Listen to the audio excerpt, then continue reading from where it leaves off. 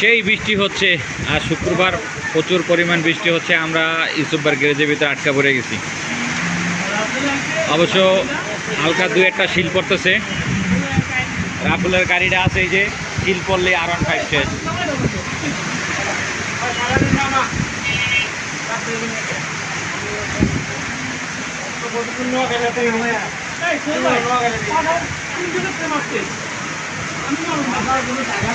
দশ মিনিট হয়েছে মাত্র বৃষ্টি, তাই দেন রাস্তা ভরে গেছে পানিতে।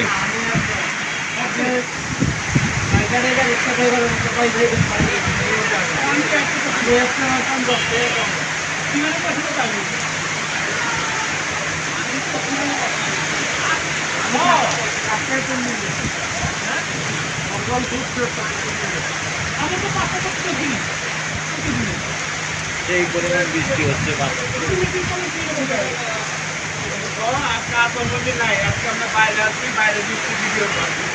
এই বৃষ্টিটা থামলে আমরা মুড়ি ভর্তা খাবো, বাইক বেচার মুড়ি ভর্তা।